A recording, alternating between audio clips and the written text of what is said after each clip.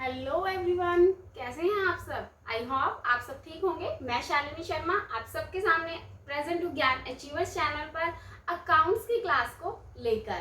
तो आज मैं आपको स्टार्ट करवा रही हूँ पार्टनरशिप अकाउंट, और ये लेक्चर हमारा बहुत ज़्यादा इंटरेस्टिंग होने वाला है।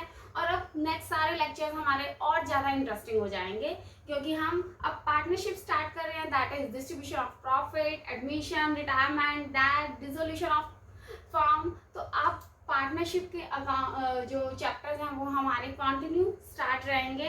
तो आप रेडी रहिए, और आज हम स्टार्ट कर रहे हैं पार्टनरशिप अकाउंट्स। तो पार्टनरशिप अकाउंट्स के अंदर आज हमारा सारे का सारा जो क्लास है वो थ्योरिकल रहेगा, और उसके बाद हम नेक्स्ट क्लास के अंदर प्रैक्टिकल क्वेश्चंस भी स्टार्ट करवा दूंगी मैं आपको।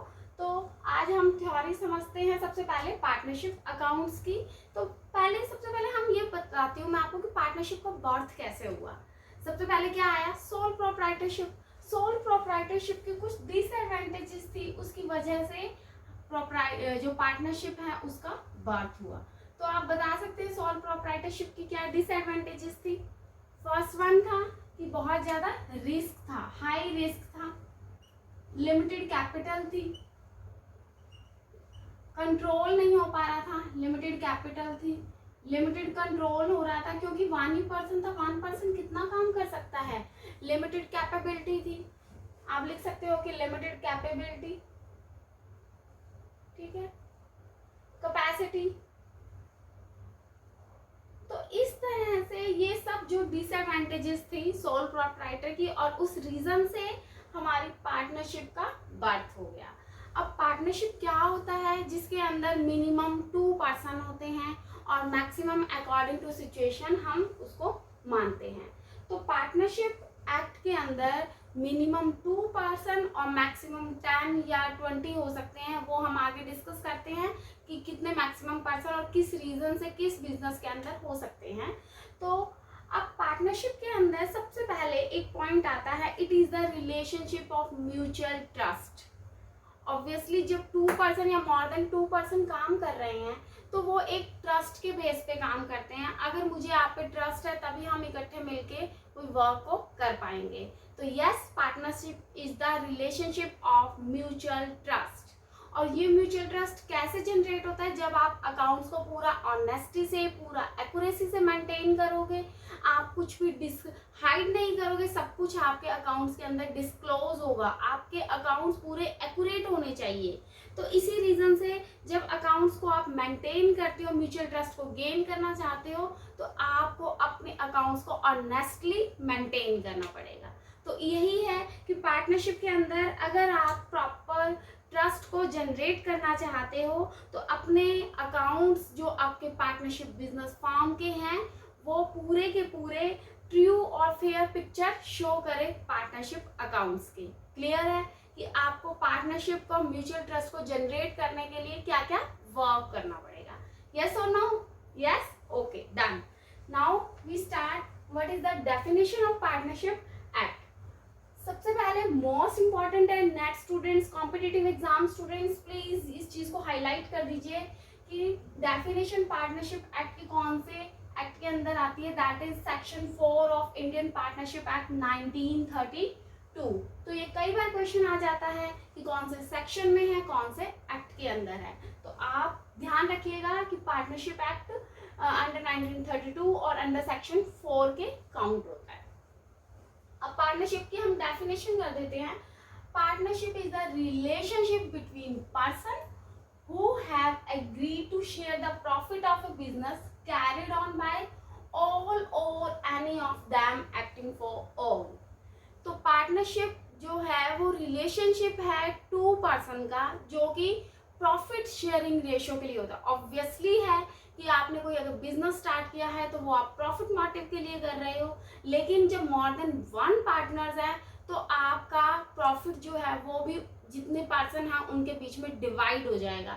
जितने पर्सन में जितने पार्टनर्स हैं, पार्टनर्स में आपका प्रॉफिट डिवाइड हो जाता है बिजनेस का, और वो business carried on by all or any of them acting for all. इसका मीनिंग क्या हुआ कि मान लीजिए आपकी पार्टनरशिप फॉर्म के अंदर 20 पार्टनर्स हैं, तो 20 के 20 पार्टनर्स उस बिजनेस को कैरी कर रहे हैं, स्टार्ट कर रहे हैं या ऑपरेट कर रहे हैं। आप ये बोल सकते हो कि क्या बिजनेस के 20 पार्टनर्स उस बिजनेस को ऑपरेट कर रहे हैं। अगर ऑपरेट कर रहे हैं तो ओके, बट कई बार क्या होता है कि मान लीजिए हमारे इंडिया के अंदर ही है कि सभी के सभी पार्टनर्स दूर दूर है, तो हम क्या कर देते हैं, मान लीजिए 3 या 4 पार्टनर्स को अथॉरिटी दे देते हैं कि हमारे बिहाफ पे आप ही पार्टनरशिप फॉर्म को ऑपरेट करो।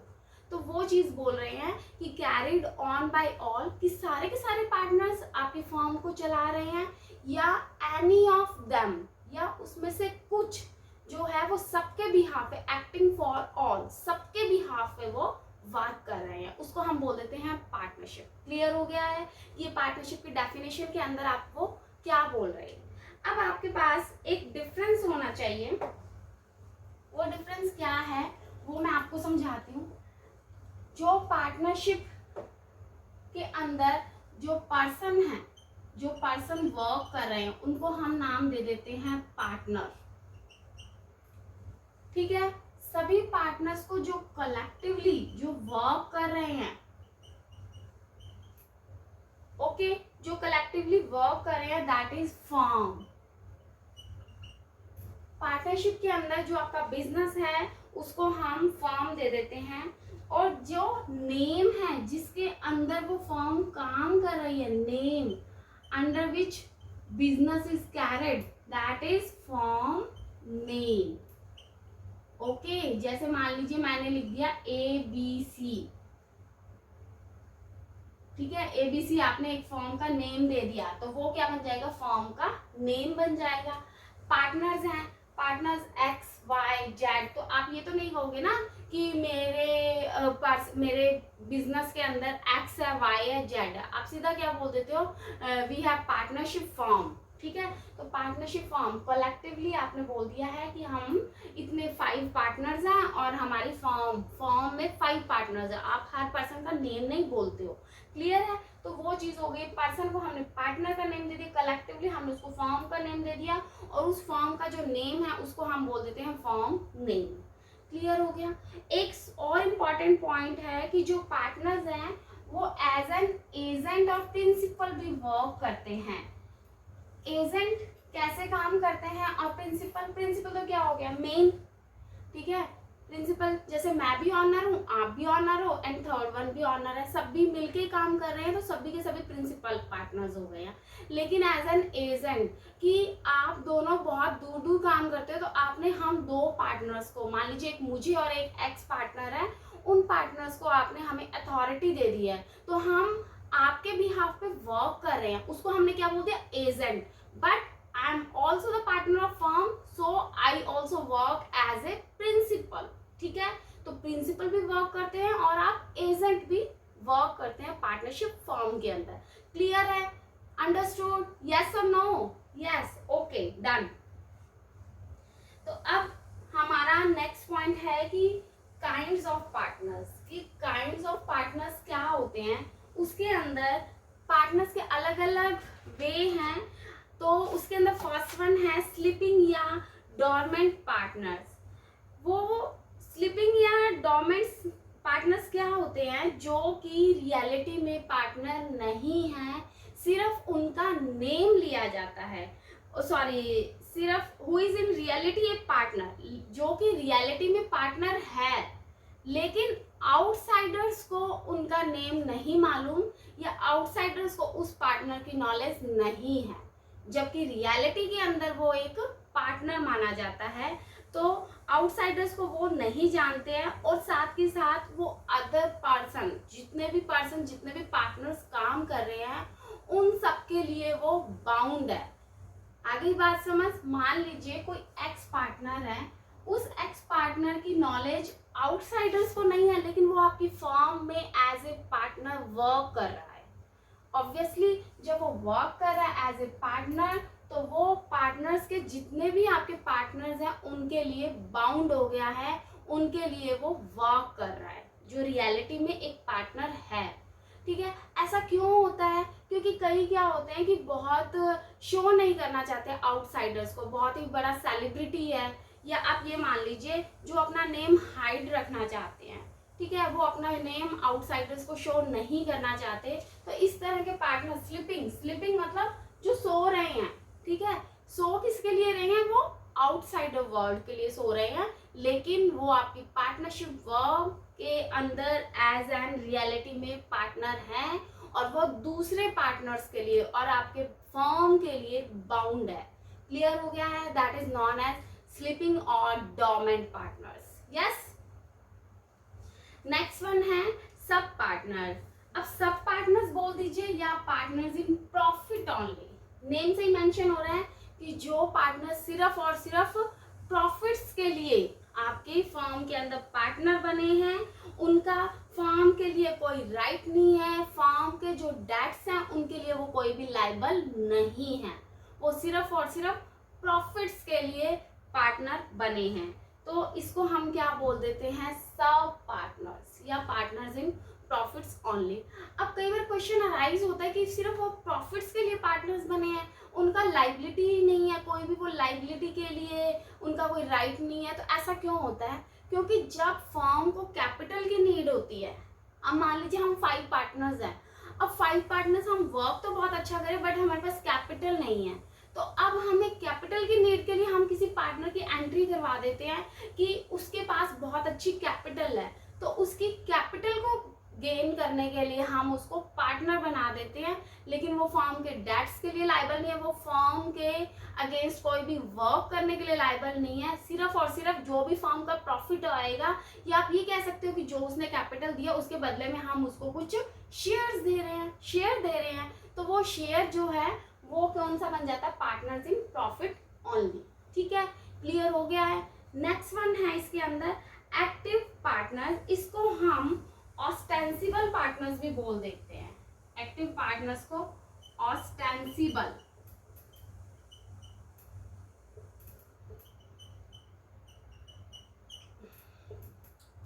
हाँ जी, ऑस्टेंसिबल पार्टनर्स जो होते हैं वो मेन पार्टनर्स होते हैं, उनके बेस पे ही बिजनेस जो है वो रन कर रहा है। ठीक है, तो इसको हम बोलते हैं, नेम से ही पता चल रहा है active, he is an active, तो वो एक्टिव पार्टनर है और वो ही बिजनेस के डेली के जो एक्सपेंसेस है, जो डेली का जो ऑपरेशन है, वर्क है, वो सारे का सारा एक्टिव पार्टनर्स करते हैं। और अगर मान लीजिए एक्टिव पार्टनर्स को रिटायरमेंट चाहिए या वो फर्म को छोड़ना चाहते हैं, तो उसको पब्लिक नोटिस देना पड़ता है रिटायरमेंट से पहले। तो इस तरह से वो रिटायरमेंट से पहले आपका नोटिस देंगे पब्लिक, वो आउटसाइडर्स को भी जाता है और साथ के साथ फर्म के इंटरनली अदर पार्टनर्स को भी नोटिस मिलता है और उसके बाद ही उसको रिटायरमेंट मिलती है। लेकिन कुछ रीजन से अगर मान लीजिए उसने रिटायरमेंट ले ली तो और उसने अभी तक पब्लिक नोटिस नहीं किया है, तो वो अभी तक आफ्टर रिटायरमेंट भी he is the bound for the firm for any outsider liability, तो वो सबकी सब चीज़ों के लिए बाउंड हो जाएगा। ठीक है, जब तक वो पब्लिक नोटिस नहीं देता कि मैं रिटायरमेंट ले रहा हूँ। क्लियर हो गया है, समझ आ गया ये पॉइंट। नेक्स्ट वन है वो सभी पार्टनर्स के बेस पे एज एन एजेंट वर्क करता है, एक्टिव पार्टनर। ठीक है, हम 10 पार्टनर्स हैं, हम 10 के 10 पार्टनर्स एक फर्म के अंदर डेली के ऑपरेशंस को नहीं कर पा रहे हैं। ऑपरेशंस मीन्स यहाँ पे बिजनेस का वर्किंग की बात कर रही हूँ मैं, आप जो डॉक्टर वाला ऑपरेशन है उसको मत कंसीडर कर लेना, यहाँ पे हम बिजनेस फर्म की जो डेली वर्किंग है उसकी बात कर रहे हैं, उसको बोल रही हूँ मैं यहाँ पे डेली ऑपरेशन। तो मैं डेली की ऑपरेशंस का डेली की जो बिजनेस है उसके लिए मैं पार्टिसिपेट नहीं कर सकती हूँ, तो हमने 2 या 3 पार्टनर्स को वो अथॉरिटी दे रखी है, तो वो पार्टनर्स जो हमारा वर्किंग कर रहे हैं डेली के बिजनेस ऑपरेशंस के बारे में, तो और वो हमारे लिए अकाउंटेबल है क्योंकि he works as an agent. ठीक है, तो उसको हम बोल देते हैं एक्टिव पार्टनर्स। क्लियर हो गया है। यहाँ पे ये मैंने आपको पब्लिक नोटिस का भी बता दिया है कि जब तक रिटायरमेंट से पहले उसको पब्लिक नोटिस देना पड़ता है, अगर उसे पब्लिक नोटिस देने से पहले ही रिटायरमेंट ले ली तो भी वह जब तक पब्लिक नोटिस नहीं देता तब तक वो फर्म के लिए रिस्पॉन्सिबल है, फर्म के जितने डेट्स हैं उसके लिए भी रिस्पॉन्सिबल है, चाहे उसने बिजनेस में से, उसने फर्म में से रिटायरमेंट ले ली है। क्यों? क्योंकि अभी तक उसने पब्लिक नोटिस नहीं दिया। नेक्स्ट वन है नॉमिनल पार्टनर्स।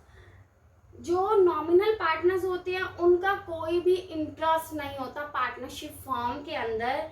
ही ओनली लैंडिंग हिज नेम। वो सिर्फ और सिर्फ अपना नेम देते हैं। उनका ना तो कोई कैपिटल में कंट्रीब्यूशन होता है, और ना ही, जब कैपिटल ही आपने नहीं दिया तो आपको प्रॉफिट में कैसे कंट्रीब्यूशन हो जाएगा? ठीक है, तो ही इज ए नॉमिनल, नेम से ही पता चल रहा है नॉमिनल है सिर्फ। हमने उसको अपना पार्टनर इसलिए बनाया है क्योंकि ही इज सेलिब्रिटी। वो नेम बहुत ज़्यादा, उसके नेम से हमारी फर्म में एक पॉजिटिविटी बढ़ती है, क्रेडिबिलिटी बढ़ती है, इसलिए हमने उस फेमस पर्सन का नाम अपने बिजनेस के अंदर ले लिया है। तो हम उसको बोल देते हैं he is a nominal partner of our firm. Clear है? उसका ना कोई कैपिटल कंट्रीब्यूशन है, ना ही हम उसको कोई प्रॉफिट शेयरिंग रेशो में हिस्सा दे रहे हैं। क्लियर हो गया है? बट वो अगर कोई भी फर्म की थर्ड पार्टी है या उसके नेम के बिहाफ पे कोई आउटसाइडर ने वर्क किया है तो उसके लिए वो नॉमिनल पार्टनर बाउंड है। ठीक है, और वो जो दूसरे पार्टनर्स, क्योंकि अब उसका नेम तो हमारी फर्म में आ रहा है ना, तो वो सभी अदर पार्टनर्स के लिए भी वो बाउंड है। He is a responsible for any other partners or for any third parties of the firm. Clear हो गया? नेक्स्ट वन है पार्टनर्स बाय एस्टॉपल। ये सिर्फ और सिर्फ अपने वर्ड से पार्टनर है, उसको हम क्या बोल देते हैं? Partners by estoppel. मीन्स वो रियलिटी में हमारी फर्म का पार्टनर नहीं है, लेकिन वो हमारी फर्म को रिप्रेजेंट कर रहा है। मैं आपको बोल के कहती हूँ कि बहुत अच्छी फर्म है, बहुत अच्छे प्रॉफिट्स हैं, तो उसके बेस पे कोई थर्ड पार्टी हमारी फर्म के साथ जुड़ जाती है तो उसको बोलते हैं, मीन्स मैंने कोई ऐसा वर्ड बोला है, कोई एक्शन किया है जिससे वो पर्सन, वो हमारी, मान लीजिए मैं ही हूँ, मैं किसी फर्म को रिप्रेजेंट कर रही हूँ, जबकि रियलिटी में मैं वो पार्टनर उसकी नहीं हूँ। ठीक है, सिर्फ मैंने रिप्रेजेंट किया या मैंने कोई ऐसी एक्टिविटी की जिससे आप उस फर्म के साथ जुड़ गए हो, तो उसको हम बोल देते हैं पार्टनर बाय एस्टेपल, या हम इसको बोल देते हैं partner by holding out. Partner by holding out, तो वो होता है एस्टॉपल। समझ आ गया आपको एस्टॉपल का, कि इसके अंदर मैं रियलिटी के अंदर पार्टनर नहीं हूँ, लेकिन मेरे कोई वर्ड से, मेरे कोई एक्शन से मैं उस फर्म को फेवर कर रही हूँ, तो मैं क्या बन जाती हूँ? उस partner by estoppel. And last one है माइनर पार्टनर। माइनर पार्टनर कौन होता है? जो 18 से कम एज का है। ठीक है, उसको हम बोल देते हैं माइनर। तो माइनर पार्टनर जो है वो सभी पार्टनर्स की कंसेंट से ही बनता है, और ये तो रियलिटी है, ये माइनर के लिए ही नहीं, ये सभी के लिए ही है। चाहे मैं नॉमिनल पार्टनर हूँ या डोमिनेंट पार्टनर हूँ, सबकी कंसेंट से ही आपकी फर्म में कोई पार्टनर बनता है। अगर एक या दो पर्सन ने भी अपनी इनकंसेंट दे दी है तो आप उसको पार्टनर नहीं बना सकते हो। ठीक है, तो यही कह रहा है, कहता है माइनर पार्टनर कौन होता है? जो अदर पार्टनर्स की consent means yes you are a partner of our firm. जब आप ये बोल देते हो तब ही वो एंट्री कर सकता है, और साथ के साथ वो फर्म के प्रॉफिट्स में शेयरिंग करता है, लेकिन उसकी जो लाइबिलिटी है फर्म के लिए, दैट इज लिमिटेड लाइबिलिटी।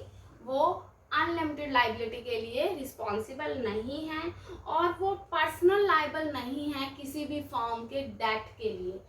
जितनी उसने कैपिटल कंट्रीब्यूशन कर रखा है आपकी फर्म में, सिर्फ उस लिमिट तक, जितना उसका कैपिटल कंट्रीब्यूशन है उस लिमिट तक वो सिर्फ फर्म के अंदर लाइबल है। क्लियर हो गया है? या कोई भी ऑब्लिगेशंस के लिए लाइबल है। ठीक है, और वो फर्म के अकाउंट्स को एक्सेस कर सकता है। अगर माइनर पार्टनर आपके फर्म के अकाउंट्स को चेक करना चाहता है तो आप उसको रोक नहीं सकते। Firm is bound to access his firm accounts. Clear हो गया? नेक्स्ट वन है 6 months of is attaining majority. अब क्या कह रहा है कि जो माइनर पार्टनर है, ठीक है, 18 ईयर्स तक, 18 ईयर का होने के बाद वो क्या बन जाता है, मेजर पार्टनर बन जाता है। तो उसके बाद माइनर पार्टनर को 6 months का टाइम दिया जाता है कि अब आप माइनर से कहाँ शिफ्ट हो गए हो, मेजर में शिफ्ट हो गए हो, आपकी एज अब 18 प्लस हो गई है। तो जब आप 18 के हो गए हो तो अब आप हमारी फर्म में as a minor partner work नहीं कर सकते, as a major partner work करोगे। तो उस माइनर पार्टनर को 6 months का टाइम दिया जाता है कि क्या अब आप हमारी फर्म में कंटिन्यू करना चाहते हो या नहीं। आ गई बात समझ।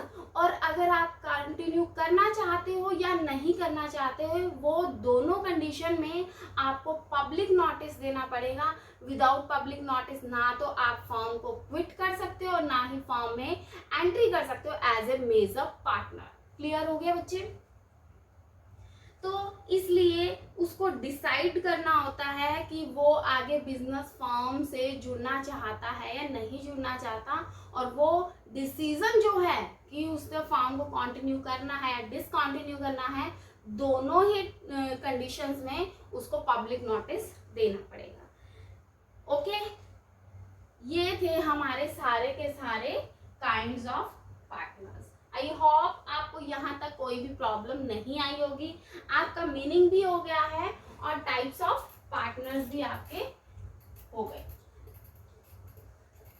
ठीक है, बहुत इंटरेस्टिंग चैप्टर है ये, और सबसे ज्यादा है कि ये मार्क्स गेनिंग है। इसके अंदर जो +2 के स्टूडेंट्स हैं, +1 के हैं, उनके लिए भी ये क्वेश्चंस आते ही आते हैं। तो पार्टनरशिप का तो आपका क्वेश्चन 100% श्योर है, आपका बनेगा ही बनेगा।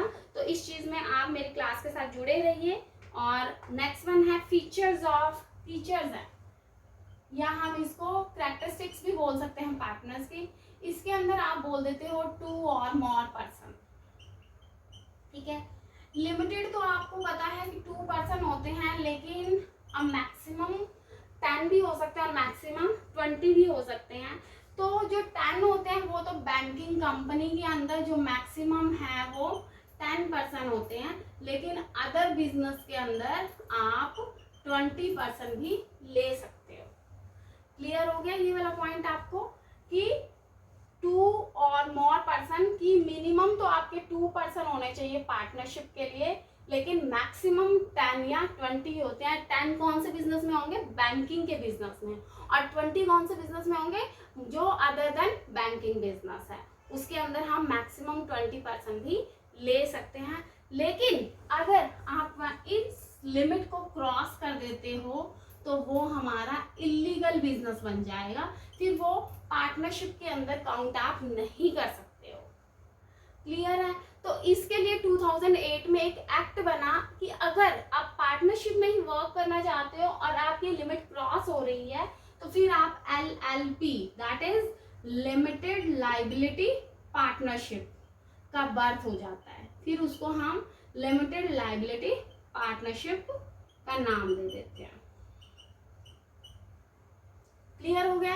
अब लिमिटेड लाइबिलिटी पार्टनरशिप क्या होती है, हम उसके बारे में बात करते हैं। लिमिटेड लाइबिलिटी पार्टनरशिप जो है वो LLP एक्ट 2008, इसको नाम दे देते हैं LLP एक्ट 2008। 2008 में इस एक्ट का इनेक्टेड हो गया था, मींस ये पार्लियामेंट के अंदर ये लॉ पास हो गया था 2008 में, दैट इज 12 दिसंबर 2008 में इसको पार्लियामेंट ने एज ए लॉ पास कर दिया था। कौन, किसको? लिमिटेड लाइबिलिटी पार्टनरशिप एक्ट को। उसके बाद ये 7 जनवरी 2009 को, 7 जनवरी 2009 को इसको असेंट मिल गई थी, और 2009 के अंदर ये लॉ कमेंस हो गया था। कमेंस मीन्स स्टार्ट हो गया था, एप्लीकेबल हो गया था, और उसकी डेट आ जाती है 31 मार्च 2009 को लिमिटेड लाइबिलिटी पार्टनरशिप एक्ट जो है उसको कमेंस कर दिया गया था, उसको एप्लीकेबल कर दिया गया था, उसको लागू कर दिया गया था। ओके, तो अब आपको ये समझ आ गया है कि लिमिटेड लाइबिलिटी पार्टनरशिप का बर्थ कैसे हुआ था। अब हम बात करते हैं कि लिमिटेड लायबिलिटी जो पार्टनरशिप है वो एक बॉडी कॉर्पोरेट है, एक लीगल एंटिटी है और ये सेपरेट है अपने पार्टनर से। जैसे मैंने आपको कंपनी के बारे में बताया था, it is a separate entity from firm का और इसके जो मेंबर्स हैं ये सेपरेट एंटिटी है। वैसे ही लिमिटेड लायबिलिटी पार्टनर्स भी एक सेपरेट एंटिटी है अपने पार्टनर से और ये एक प्रीपेक्चुअल सक्सेशन है। प्रीपेक्चुअल सक्सेशन मीन्स कोई भी पार्टनर आए जाए, किसी की डेथ होती है, बट जो पार्टनरशिप फॉर्म है लिमिटेड लायबिलिटी पार्टनरशिप जो कॉर्पोरेट है वो गोइंग ऑन, वो चलता रहेगा, वो रुकेगा नहीं। तो इसको हम क्या कहते हैं, और सारी की सारी पार्टनर्स के आने जाने से कोई भी इफेक्ट नहीं पड़ता, वो वैसे ही चल देगा। और साथ के साथ जो भी लिमिटेड लायबिलिटी पार्टनर्स की राइट्स हैं, जो अथॉरिटीज हैं, वो इनके पास ही रहती है। पार्टनर्स की अथॉरिटी इससे डिफरेंट होती है। ठीक है, अब कुछ फीचर्स हैं लिमिटेड लायबिलिटी पार्टनर्स के। रजिस्ट्रार ऑफ कंपनी जो है लिमिटेड लायबिलिटी पार्टनरशिप जो है उसका जो नेम है वो कंपनी के रजिस्ट्रार को अप्रूव करना होता है। और सेकंड वन है कि जब कोई भी पार्टनर्स की ड्यूटीज है, रिस्पॉन्सिबिलिटी है या कोई भी आपका एग्रीमेंट होता है लिमिटेड लायबिलिटी पार्टनरशिप के अंदर और प्रॉफिट शेयरिंग रेशियो है, तो वो सारे का सारा कंपनी के रजिस्ट्रार के पास सारे का सारा सबमिशन होता है कि आपके क्या राइट्स हैं, क्या ड्यूटीज हैं, क्या आप क्या कर रहे हो, आप पार्टनर्स के साथ एग्रीमेंट ले रहे हो या जो भी आपका प्रॉफिट शेयरिंग रेशियो वो भी रजिस्ट्रार के पास सबमिट होता है हमारा।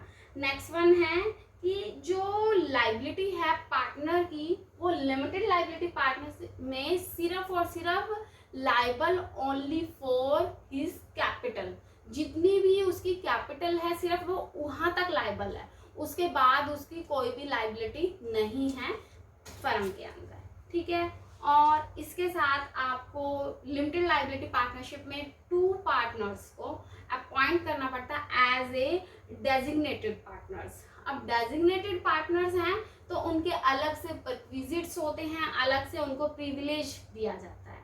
ठीक है, क्योंकि वो एज ए डेलीगेट वर्क कर रहे हैं और उन डेलीगेट पार्टनर्स में से 1 पार्टनर कम से कम आपके बिजनेस के अंदर पार्टनर बना हुआ होना चाहिए। ठीक है, लिमिटेड लायबिलिटी पार्टनरशिप है तो उसके अंदर आप 2 डेलीगेट पार्टनर्स रखते हो। 2 डेलीगेट पार्टनर्स में से जो 1 पार्टनर है वो कम से कम लिमिटेड लायबिलिटी पार्टनर का फर्म का लिमिटेड लायबिलिटी फर्म का पार्टनर होना चाहिए, लिमिटेड लायबिलिटी कंपनी का पार्टनर होना चाहिए। अगर दोनों है तो बहुत अच्छा है, नहीं तो कम से कम एक तो पार्टनर इसका होना चाहिए, दूसरा आप आउटसाइडर को भी ले सकते हो। नेक्स्ट वन है कि लिमिटेड लायबिलिटी पार्टनरशिप के अंदर आपको हर साल सॉल्वेंसी सर्टिफिकेट कंपनी के रजिस्ट्रार के पास सबमिट करवाना पड़ता है। सॉल्वेंसी सर्टिफिकेट की आप अपनी सारे की सारी लायबिलिटीज को पे करने के लिए बाउंड हो, आपकी जो फाइनेंशियल सिचुएशन है वो प्रॉपर चल रही है, वो हर साल आपको कंपनी के रजिस्ट्रार के पास सबमिट करवाना पड़ता है। समझ आ गया? So simple. ठीक है, अब हम कहाँ चल रहे थे? फीचर्स में चल रहे थे। तो फीचर्स के अंदर हमने 2 पार्टनर्स के बारे में बात की थी। अगर ये पार्टनर्स की लिमिट जो है वो क्रॉस हो जाती है तो हमने कहा कि लिमिटेड लायबिलिटी पार्टनरशिप में फिर बर्थ हो जाता है। अब ये लिमिटेड लायबिलिटी पार्टनर जो शिप है ये बहुत वाइड टॉपिक है। अगर आप कहोगे तो मैं इसके ऊपर भी एक अलग से वीडियो बना दूंगी। अभी मैंने सिर्फ आपको एक छोटा सा ओवरव्यू दिया है कि लिमिटेड लायबिलिटी पार्टनरशिप क्या होती है। ठीक है, नेक्स्ट वन है कि एग्रीमेंट। अब पार्टनरशिप जब होती है तो उसके अंदर एग्रीमेंट की एग्जिस्टेंस होती है। ठीक है, ये एग्रीमेंट आपका ऑरल भी हो सकता है और रिटर्न भी हो सकता है, लेकिन फ्यूचर के अंदर कोई भी कंफ्लिक्ट ना हो इसके लिए हम रिटर्न एग्रीमेंट को ज़्यादा बेटर मानते हैं। ओके, तो एग्रीमेंट जो है वो एक तरह से बेसिस ऑफ रिलेशनशिप कि आप जो एग्रीमेंट कर रहे हो वो किसी भी एक पर्टिकुलर टाइम पीरियड के लिए कर रहे हो। मान लो मैं आपके साथ पार्टनरशिप कर रही हूँ तो मैंने कहा कि मैं सिर्फ ये फॉर्म 5 ईयर्स के लिए कर रही हूँ। नेक्स्ट वन कि मेरी कोई विल है कि मैंने किसी पर्टिकुलर बिजनेस को सेटअप करना है और इस बिजनेस को सेटअप करने के लिए ही मैं सिर्फ पार्टनरशिप कर रही हूँ, या किसी पर्टिकुलर वेंचर के लिए आपने पार्टनरशिप की है, वो रिलेशनशिप भी उसके अंदर मेंशन हो जाता है। और जो बिजनेस है मीन्स फर्म जो है वो किसी लॉफुल रीजन से पार्टनरशिप होनी चाहिए, चाहे वो आपका प्रोफेशन है, चाहे वो आपका बिजनेस है, या आप ट्रेडिंग पर्पस के लिए कर रहे हो, तो पार्टनरशिप का कोई पर्टिकुलर लॉफुल बिजनेस होना चाहिए। ये नहीं कहोगे कि आप कोई गलत वर्क करे, कोई इलीगल वर्क करे और उसके लिए आपने पार्टनरशिप कर लिया और आप कह रहे हो कि हाँ मैं तो अब एग्रीमेंट बनवा दूंगा। No, that is not valid by law. जो लॉ के थ्रू वैलिड ही नहीं है वो तो इलीगल बिजनेस हो गया। इलीगल बिजनेस में अगर आप पार्टनरशिप कर भी रहे हो तो आपको वो तो लॉ के अकॉर्डिंग ही नहीं है ना, तो उसमें तो सक्सेस मिलनी नहीं है आपको। नेक्स्ट वन है प्रॉफिट शेयरिंग रेशो। हाँ जी, अब पार्टनर्स ने फर्म बना ली है तो वो किसके लिए पार्टनरशिप कर रहे हैं? प्रॉफिट्स के लिए। तो प्रॉफिट शेयरिंग रेशो होती है, वो प्रॉफिट शेयरिंग रेशो भी आपके एक ना रिटन एग्रीमेंट होता है, उस रिटन एग्रीमेंट को हम बोल देते हैं पार्टनरशिप डीड। क्या बोलते हैं? पार्टनरशिप डीड बोल देते हैं। पार्टनरशिप डीड एक रिटन एग्रीमेंट होता है, पार्टनरशिप डीड ये एक रिटन एग्रीमेंट है और ये पार्टनरशिप को स्टार्ट करने से पहले बनाना कंपल्सरी होता है। कई कंडीशन अगर आपने नहीं बनाया है, मान लो आपने नहीं बनाया, आप ऑरली वर्किंग कर रहे हो, तो ऑरली अगर है एब्सेंस ऑफ पार्टनरशिप डीड है तो आपका प्रॉफिट शेयरिंग रेशियो हर पार्टनर के बीच में इक्वली होता है। मान लीजिए आप 3 पार्टनर्स हो तो तीनों पार्टनर्स का 1/3 1/3 और 1/3 रेशियो होगा। और अगर आपने पार्टनरशिप डीड बनाया है और उसमें आपने ऑलरेडी डिस्क्राइब किया हुआ है कि जो आपका रेशियो है वो कितना होगा, 5/4/3 होगा, तो आपको 5/4/3 की रेशियो में ही डिवाइड करना पड़ेगा प्रॉफिट। और एब्सेंस ऑफ पार्टनरशिप डीड आपको इक्वली प्रॉफिट्स अपने पार्टनर्स के बीच में डिवाइड करने हैं। क्लियर हो गया है?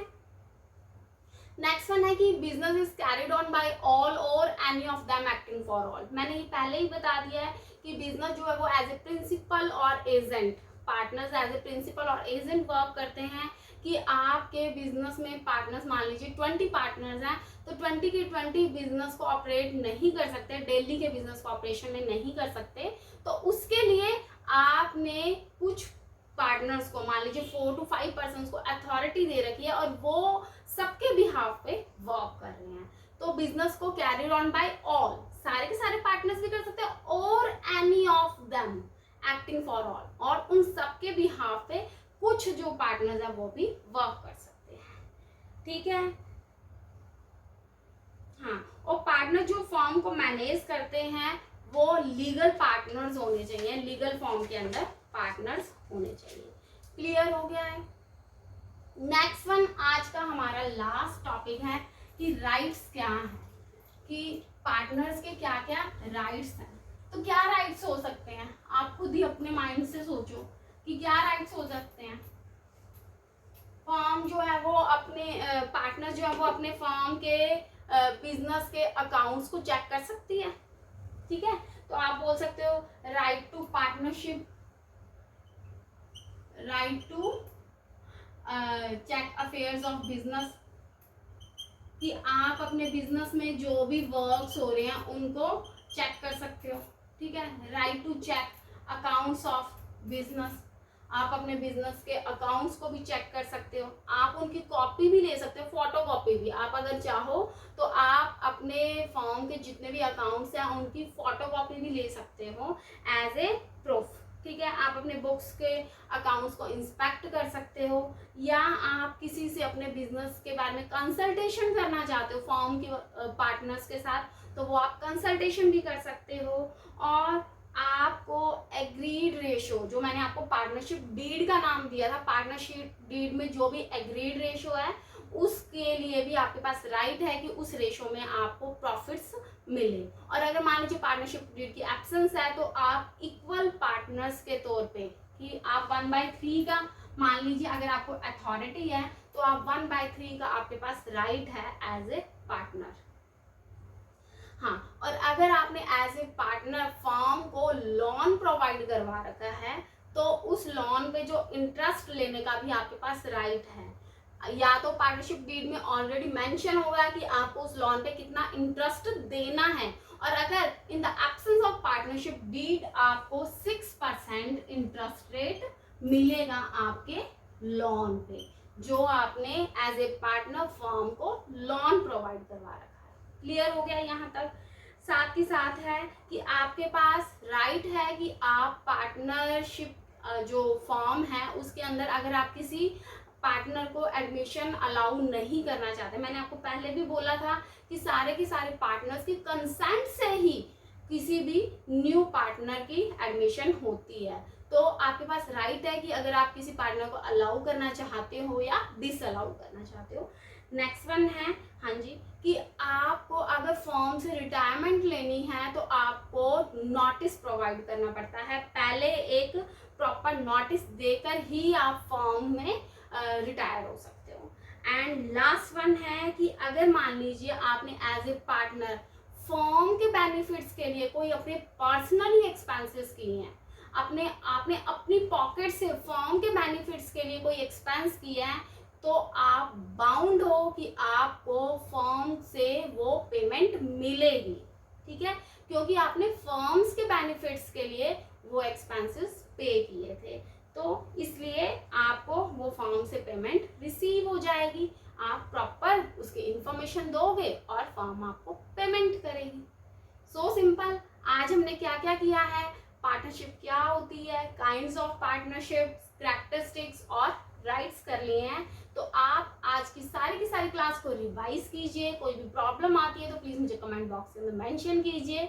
और थैंक यू सो मच आज की क्लास के लिए। अब हम नेक्स्ट क्लास में करेंगे प्रैक्टिकल क्वेश्चंस, तो मिलते हैं हम आपकी नेक्स्ट क्लास में। Thank you so much. Like, subscribe and share my channel. बहुत मोटिवेशन मिलता है आपके लाइक से, सब्सक्राइब से और आपके कमेंट से। तो thank you so much. God bless you. Have a nice day.